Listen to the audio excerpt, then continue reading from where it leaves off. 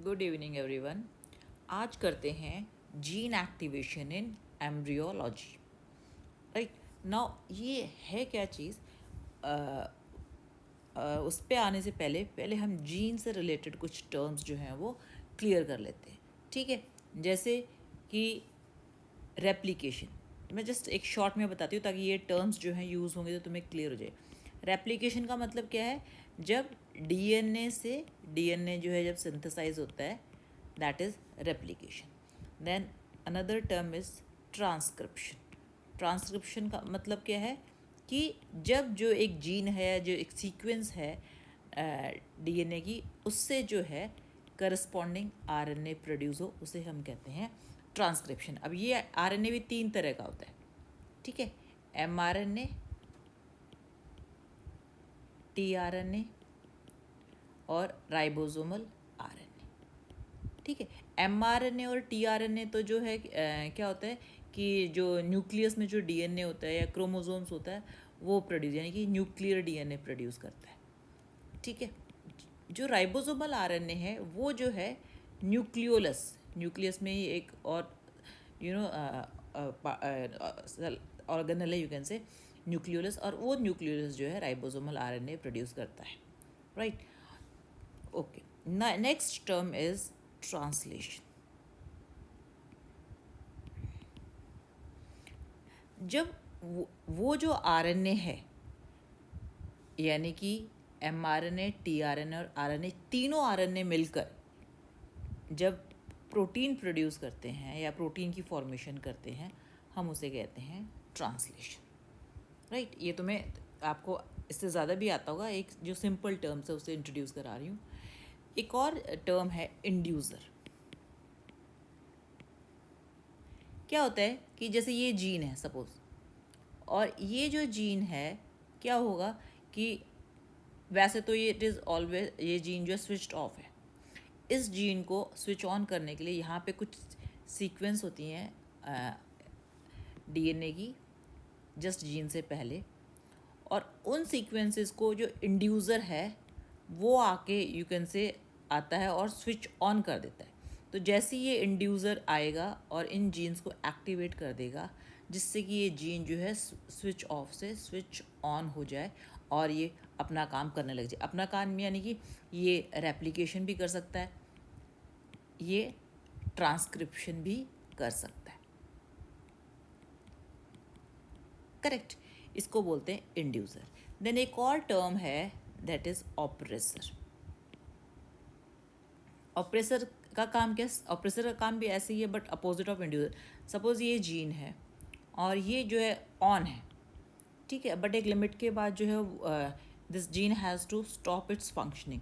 उसके लिए यहाँ पे कुछ सीक्वेंसेस हैं और वहाँ पर ऑपरेसर जाएगा, और जैसे ही ऑपरेसर इन सीक्वेंसेस को यू कैन से आइडेंटिफाई करेगा, यहाँ जाके इस जीन को, ये यहाँ पे एक्चुअली ये रेगुलेटर्स हैं, इस रेगुलेटर को जाके जैसे ही वो ऑफ कर देगा, जैसे ही ऑफ होगा तो जो स्विच्ड ऑन जीन है ये स्विच्ड ऑफ हो जाएगा, और अब जो है जो फंक्शंस जो भी कैरी आउट कर रहा है वो फंक्शंस जो उसके स्टॉप हो जाएंगे।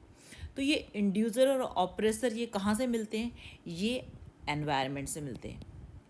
ठीक है, या फिर एनवायरनमेंट से डायरेक्ट साइटोप्लाज्म में आते हैं या साइटोप्लाज्म में ऑलरेडी प्रेजेंट होते हैं, और ये जाके और फिर किसको अफेक्ट करते हैं? ये अफेक्ट करते हैं डीएनए को, जो कि कहाँ प्रेजेंट है? न्यूक्लियस में प्रेजेंट। ठीक है, तो इसी ये जो है कुछ टर्म्स हैं जो आपको समझ में आने चाहिए, इनको हम रिपीटेडली यूज़ करेंगे। Correct, now we come to the actual gene activation.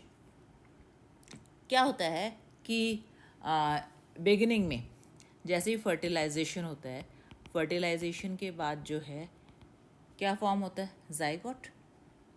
Right, अगर आप फर्टिलाइजेशन से पहले देखें तो जैसे ये एग है, राइट, और ये जो है हैप्लॉइड न्यूक्लियस है एग का, और ये सारा क्या है? ओप्लाज्म या साइटोप्लाज्म।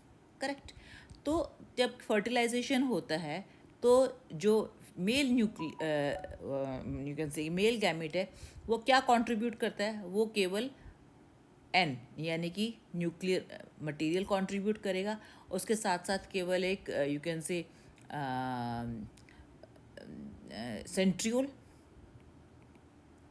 आता है, और कभी कभी किसी के साथ थोड़ा एक से माइटोकॉन्ड्रिया भी आ जाता है। यानी कि कॉन्ट्रीब्यूशन मेल गैमेट का केवल क्या है, half the number of chromosome plus 1 centriole plus mitochondria, that's all.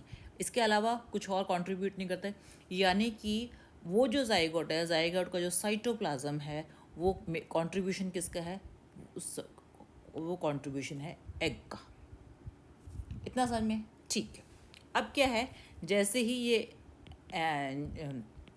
दोनों न्यूक्लियस की जो एम्फीमेक्सिस होती है या फ्यूजन होता है, तो जाइगोट जो है वो क्या हो गया, 2n हो गया।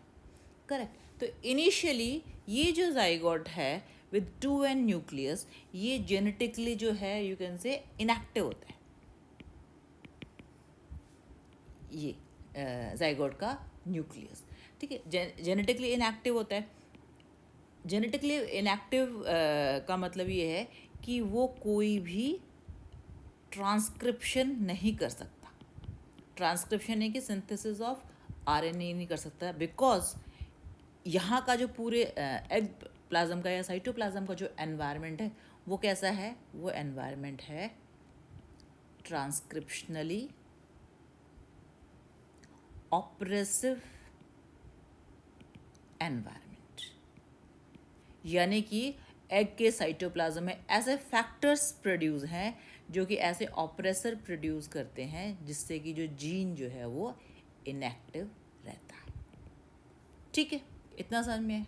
ओके। अब क्या होता है कि बट तुम्हें पता है कि जाइगोट जो है इमीडिएटली, जैसे जाइगोट की फॉर्मेशन होती है तो क्लीवेज तो होता ही है ना। तो फिर और क्लीवेज में क्या होता है कि every time the nuclear material gets doubled up. ठीक है, साइटोप्लाज्म की सिंथेसिस नहीं हो रही, बट न्यूक्लियर मटेरियल तो डबल्ड अप हो रहा है ना। जैसे 1 सेल्ड है, फिर वो 2 सेल स्टेज में कन्वर्ट हुआ, फिर वो 4 सेल स्टेज में कन्वर्ट हुआ, हो रहा है ना ये चीज़ें।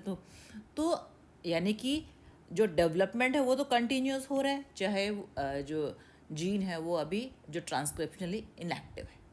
ठीक है, होता क्या है कि जो ऊ प्लाज्म है या जो एग का साइटोप्लाज्म है उसमें पहले से ही, यानी कि जब एग मैच्योर हुआ बिफोर फर्टिलाइजेशन, मैच्योर एग में पहले से ही कुछ mRNA और प्रोटीन्स वो ऑलरेडी प्रेजेंट होते हैं साइटोप्लाज्म में, और वो जो है जो डेवलपमेंट प्रोसेस को यानी कि क्लीवेज को इनिशिएट करते हैं और फर्दर जो डेवलपमेंट वो है कंटिन्यू करते हैं।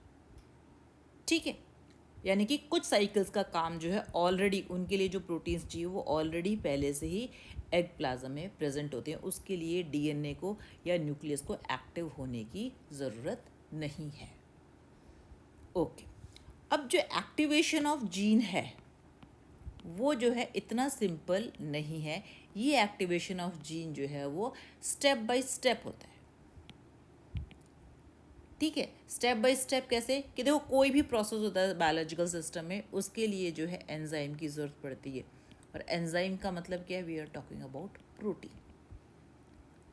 ठीक है, तो अब जो है सबसे पहले जब होगा तो क्या होगा, हम जो एम्ब्रियो की जो प्रोटीन सिंथेसाइजिंग मशीनरी है, सबसे पहले तो वो एक्टिव होगी। ठीक है, और ये प्रोटीन सिंथेसाइजिंग मशीनरी जो है कब एक्टिव होती है, क्लीवेज के कुछ स्टेप्स के बाद। यानी कि एक स्टेज होती है ना blastocyst stage, right. Blastocyst stage you can से ब्लास्टुला और गैस्ट्रुला के बीच की स्टेज होती है। ठीक, तो ये जो ब्लास्टोसिस्ट स्टेज की से पहले जो है ये प्रोटीन सिंथेसाइजिंग मशीनरी जो है उससे पहले ही एक्टिव हो पाती है, उससे पहले एक्टिव नहीं होती।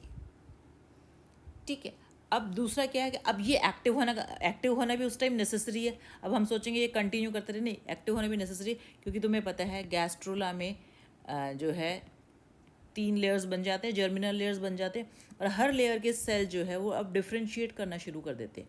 मैं तुम्हें जैसे एग्जांपल बताऊंगी, डिफ्रेंशिएट यानी कि जो सपोज ये सेल है, इस सेल को अब न्यूरॉन में डिफ्रेंशिएट हो रहा है। तो न्यूरॉन का तुम्हें स्ट्रक्चर पता है ना, यहाँ पे जैसे साइटोन है, ये डेंड्राइट्स हैं, ये एक्सॉन है, ठीक है ना। तो अब इस सेल के वही जीन एक्टिवेट होंगे जो न्यूरॉन का की फॉर्मेशन कर सके या न्यूरॉन का स्ट्रक्चर दे सके। सेम वे इसी तरह कोई ये सेल है, this cell has to get converted into से muscle cells spindle shaped cells होते हैं, बीच में न्यूक्लियस होता है, ठीक है। तो अब देखो दोनों का जेनेटिक मेकअप तो सेम है ना, बट अलग अलग जीन जो है वही एक्टिवेट हो रहे हैं ताकि वो अपना रिस्पेक्टिव से शेप ले सके। इसीलिए जो है ब्लास्टोसिस स्टेज पर उन जीन्स का एक्टिव होना भी बहुत ज़रूरी हो जाता है ताकि डिफ्रेंसिएशन हो सके, यानी कि सेल डिफ्रेंसिएशन होगा तो टिश्यू बनेगा ना, और टिश्यू बनेगा तो जो है वो बनेगा ऑर्गन बनेगा, ऑर्गन से organ system and so on the development would continue, ठीक है। तो यानी कि जो एक्टिवेशन ऑफ जीन है वो क्या है, डिफरेंशियल एक्टिवेशन ऑफ जीन, क्योंकि हर सेल के जीन जो है वो डिफरेंटली एक्टिवेट हो रहे हैं अकॉर्डिंग टू देयर नीड, ठीक है। सो अवर पॉइंट ऑफ स्टडीज कि हमें जो है क्या देखना है कि जो जीन्स जो हैं किस स्टेज पर जो है वो एम्ब्रियोनिक डेवलपमेंट की किस स्टेज पर कौन सा जीन जो है वो एक्टिव हो रहा है, और इस प्रोसेस को बोलते हैं एम्ब्रियोनिक जीन एक्टिवेशन। यानी कि एम्ब्रियोनिक जीन एक्टिवेशन जो है ये एक प्रोसेस है जहाँ पर एम्ब्रियो जो है अपने न्यूली फॉर्म्ड जीनोम है ना, जब ये 2n बना है ये न्यूली फॉर्म्ड जीनोम है, तो ये जीनोम जो है अब क्या शुरू कर देता है, ये जीनोम अब ट्रांसक्रिप्शन शुरू कर देता है। ट्रांसक्रिप्शन का मतलब क्या है, डीएनए से न्यूली फॉर्म्ड डीएनए है ये आरएनए बनाना शुरू कर देगा ताकि आगे जाके ट्रांसलेशन हो सके। ट्रांसलेशन होगा तो प्रोटीन बनेगा, और प्रोटीन बनेगा तो एंजाइम्स बनेंगे, और एंजाइम्स जो हैं सारे मेटाबॉलिक प्रोसेसेस को कंट्रोल करती है, राइट।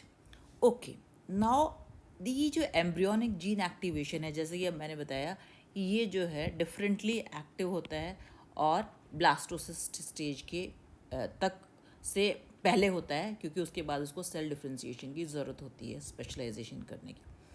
तो ये जो है हर एक एनिमल में अलग अलग है। एम्ब्रियोनिक जीन एक्टिवेशन को शॉर्ट फॉर्म जो है EGA भी है। तो EGA जो है अलग अलग यू कैन से एनिमल्स में अलग अलग स्टेजेस पर होता है। जैसे ह्यूमन में क्या होगा, एम्ब्रियो यानी कि क्लीवेज की 4 सेल स्टेज में EGA हो जाता है, एम्ब्रियोनिक जीन एक्टिवेशन हो जाता है। और रैट में जो है 2 सेल स्टेज यानी कि क्लीवेज जैसे 2 सेल में जाइगोट डिवाइड हुआ तब जो है एम्ब्रियोनिक जीन एक्टिवेशन हो जाता है। रैट नहीं, माइस, यू कैन से माइस में 2 सेल स्टेज पर वो एक्टिव हो जाता है, करेक्ट।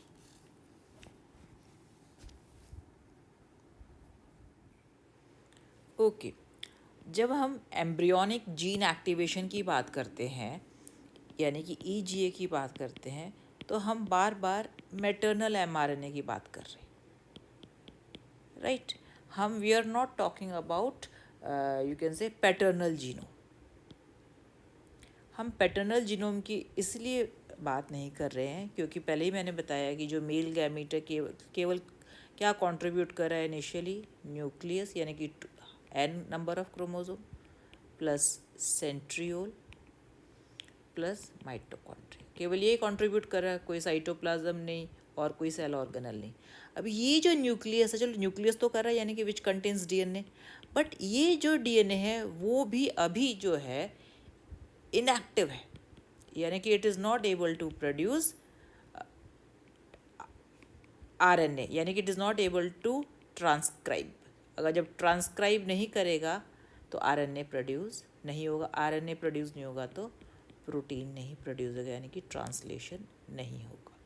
और क्यों नहीं ये क्यों इनएक्टिव है ये, तुम्हें पता है कि जब जो मेल गैमीट का जो न्यूक्लियस था, ये न्यूक्लियस जो है मतलब बहुत ही कॉम्पैक्ट फॉर्म में कन्वर्ट करना पड़ा, ठीक है। बहुत ज़्यादा ही इसकी कंडेंसेशन हुई, उस कंडेंसेशन में क्या हुआ था, इवन वाटर लॉस हुआ था, ठीक है, इवन जो हिस्टोन प्रोटीन्स हैं दे were also lost.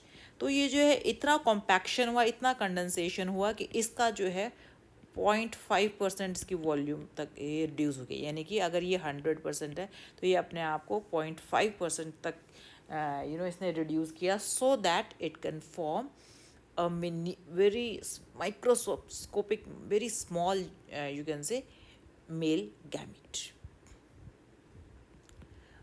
Male gamete का भी कौन सा हिस्सा? न्यूक्लियस, और यू कैन से हेड ऑफ स्पर्म। ठीक है ना। तो क्योंकि इतना इसका हाइपर कंडेंसेशन हो चुका है जो है न्यूक्लियस का या जेनेटिक मटेरियल का, कि ये जो जेनेटिक मटेरियल है ये अभी इनएक्सेसिबल है, it is not you can से अवेलेबल फॉर ट्रांसक्रिप्शन। इसीलिए हम लोग बार बार मैटरनल mRNA की बात कर रहे हैं। ठीक है, ओके। यानी कि एम्ब्रियोनिक जीन एक्टिवेशन की अगर हम बात करें तो ये एक्टिवेशन कौन करेगा? ये करेगा मैटरनल mRNA, जो कि ऑलरेडी पहले से ही प्रेजेंट है एग साइटोप्लाज्म में। ठीक है, अब ये जो मैटरनल mRNA जो है oogenesis के टाइम जो है पहले वो प्रोड्यूस होकर साइटोप्लाज्म में स्टोर हो गया था। तो क्या हुआ कि जब EGA होना होता है, यानी कि एम्ब्रियोनिक जीन एक्टिवेशन होता है, तो ये इस मैटरनल mRNA का जो है you'll see कि ये होता है ट्रांसलेशन, और इसका ट्रांसलेशन होकर एक पर्टिकुलर प्रोटीन बनाएगा। ठीक है, और इस प्रोटीन को फॉस्फोरिलेट करते ही, जैसे ही फॉस्फोरिलेट किया तो ये प्रोटीन जो है एकदम एक्टिव हो जाएगा, और एक्टिव होके क्या करेगा? ये कहाँ जाएगा? जाइगोट के न्यूक्लियस में जाइगोट के न्यूक्लियस में जाएगा, या फिर जाइगोट के DNA को ये एक्टिव कर देगा। ठीक है, यानी कि EGA के लिए पहले तो मैटरनल mRNA का ट्रांसलेशन हो, फिर फॉस्फोरिलेशन हो, तब जाके जो है EGA यानी कि एम्ब्रियोनिक जीन एक्टिवेशन होगा। बट ये जो ट्रांसलेशन है और ये यू कैन से फॉस्फोरिलेशन है या पोस्ट ट्रांसलेशनल एक्टिवेशन है, it is not so easy, ये इतना आसान नहीं है। ठीक है, क्या होता है कि जब तक EGA नहीं होता, तो जब तक EGA नहीं होता तो ये जो मैटरनल mRNA प्रेजेंट है ना, ये जो है इनएक्टिव होता है। ठीक है, इनएक्टिव बाय यू कैन से एक कॉम्प्लेक्स है, वो इसको इनएक्टिव रखता है, और ये this complex is calcium containing complex. ठीक है, ये जो है कैल्शियम कंटेनिंग कॉम्प्लेक्स है जो इस mRNA को इनएक्टिव रखता है। ठीक है, अब जैसे ही फर्टिलाइजेशन हुआ और अभी EGA नहीं हुआ है, तो जो है ये जो है इनएक्टिव रहेगा तब तक। अब EGA के लिए, यानी कि एम्ब्रियोनिक जीन एक्टिवेशन के लिए क्या होता है कि इसको एक्टिव करना ज़रूरी होता है। और ये एक्टिव कैसे होता है मैं बताती हूँ। क्या होता है कि जैसे ही फर्टिलाइजेशन हुआ, फर्टिलाइजेशन में क्या होता है कि जो कैल्शियम होता है ना, वो रिलीज़ हो जाता है बाहर की तरफ, कैल्शियम इज़ रिलीज्ड आउट। जैसे ही कैल्शियम जो है वो रिलीज़ आउट होगा, तो ये जो कॉम्प्लेक्स है ये क्या हो जाएगा? ब्रेक हो जाएगा। तो जैसे ये कॉम्प्लेक्स ब्रेक हो जाएगा तो जो ये mRNA है वो इनएक्टिव से क्या हो जाएगा? एक्टिव हो जाएगा। ठीक है, अब ये जो mRNA है ये एक्टिव कैसे होगा? देखो, ये mRNA चेन है, और mRNA चेन जो है दो एंड होते हैं, 3' एंड 5' एंड। और यहाँ पे जो mRNA की चेन में क्या होते हैं? नाइट्रोजनस बेस होते हैं, जैसे A है, G है, C कोई भी सीक्वेंस में लगा लो, U है, यूरेसिल है, ग्वानिन है, एडेनिन है, एडिनोसिन है। तो इस तरह से जो है सीक्वेंस में, ये कोई भी सीक्वेंस लगा लो, ये उसकी है mRNA की। तो ये जो 3' एंड से पहले यहाँ पे, जैसे सपोज ये mRNA है, इससे पहले कुछ सीक्वेंसेस ऐसी होती हैं जिनका कि यू कैन से ट्रांसलेशन नहीं होना होता है, और वो सीक्वेंसेस होती हैं पॉलीएडिनाइल, यानी कि सारी यहाँ पे एडिनोसिन जो है नाइट्रोजनस बेस होती है, एडेनिन। ठीक है, तो ये जब पॉली एडिनाइलेशन होगा ना इस एमआरएनए का, तभी ये एमआरएनए एक्टिव होके प्रोटीन बनाएगा। ठीक है, तो जैसे ही वो कैल्शियम रिलीज हुआ, पॉली एडिनाइलेशन हुआ, और पॉली एडिनाइलेशन होने से क्या होगा, ये जो है एमआरएनए चेन ये एक्टिव हो गई। ठीक है, अब क्या होता है कि जैसे ये चेन एक्टिव हुई, अब क्या हुआ, ये प्रोटीन का फॉस्फोरिलेशन हुआ, और ये जो प्रोटीन है अब जाके सीधा क्या करेंगे, they will produce a protein जिसको कहते हैं ट्रांसलेशन इनिशिएशन प्रोटीन। ये कौन सी प्रोटीन प्रोड्यूस करेंगे, ट्रांसलेशन इनिशिएशन प्रोटीन। इसको शॉर्ट फॉर्म में यू कैन से इनिशिएटर प्रोटीन, इसको शॉर्ट फॉर्म में यू कैन से ELF1A। ELF में यानी कि इलोंगेशन फैक्टर, और 1 अल्फ़ा, ए से अल्फ़ा, यानी कि इलोंगेशन फैक्टर 1 अल्फ़ा जो है ये प्रोटीन प्रोड्यूस होता है। ठीक है, और ये जो है खाली मैंने बताया ना, खाली इस प्रोटीन के प्रोड्यूस होने से नहीं, इस प्रोटीन का फिर क्या होगा, फॉस्फोरिलेशन भी होगा, और फॉस्फोरिलेशन होने के बाद ये एम्ब्रियोनिक जीन एक्टिवेशन जो है ये शुरू करेगा। ठीक है, अब क्या हुआ, चलो जैसे ये एक्टिवेट हुआ तो वैसे ही हमारा जो जीनोमिक डीएनए है वो एक्टिवेट हो गया, और वो जो है अपना काम शुरू कर देता है, यानी कि ईजीए हो जाता है। जब ईजीए हो जाएगा तो जो मैटरनल एमआरएनए है जो कि ऑलरेडी स्टोर्ड फॉर्म में प्रेजेंट है, उसको जो है मैटरनल एमआरएनए, अब इसकी ज़रूरत नहीं है ना, यानी कि अब इसके जो है डिग्रेडेशन की ज़रूरत है, क्योंकि दोनों चीज़ें साथ नहीं चल सकती एट अ टाइम, केवल एक ही प्रोसेस रहेगा, यानी कि या तो एम्ब्रियोनिक जीन एक्टिवेशन रहेगा या जो है मैटरनल एमआरएनए एक्टिव रहेगा। तो जब ईजी होगा तो इसका डिग्रेडेशन होगा, अगर ये एक्टिव होगा तो ये इनएक्टिव रहेगा। ठीक है, यानी कि जो मॉडिफिकेशन है, यानी कि ईजी है और डिग्रेडेशन है, ये साथ साथ चलता रहेगा। जब ये मॉडिफिकेशन होगा तो मेटरनल एमआरएनए का डिग्रेडेशन होगा, जिससे कि फुल फ्लैजेड जो एम्ब्रियोनिक डेवलपमेंट है वो उसका जीनोम यानी कि उसका डीएनए ही कंट्रोल करे, क्योंकि अब किसकी ज़रूरत है, अब जो है डिफ्रेंसिएशन ऑफ सेल की ज़रूरत है, क्योंकि मेटरनल एमआरएनए केवल एक स्टेज तक ही क्लीवेज कैरी आउट कर सकते हैं, उसके बाद उनकी कैपेसिटी नहीं है एम्ब्रियोनिक डेवलपमेंट को पूरा करने की। ठीक है, तो आई होप जैसे मैंने अभी बताया था कि ह्यूमन जीनोम जो है 4 सेल स्टेज के बाद उसका ईजीए हो जाता है, यानी कि जो डिग्रेडेशन है वो 4 सेल के बाद हो जाता है, और ईजीए अपना काम शुरू कर देता है, ताकि नॉर्मल जो है डेवलपमेंट एम्ब्रियो का हो सके। राइट, आई होप आपको क्लियर हो गया होगा। अगर फिर भी क्लियर नहीं हुआ तो आप मुझे व्हाट्सएप कर देना, और जो बच्चे व्हाट्सएप पे नहीं हैं वो मुझे कमेंट बॉक्स में अपना डाउट जो है वो बता सकते हैं। Thank you very much.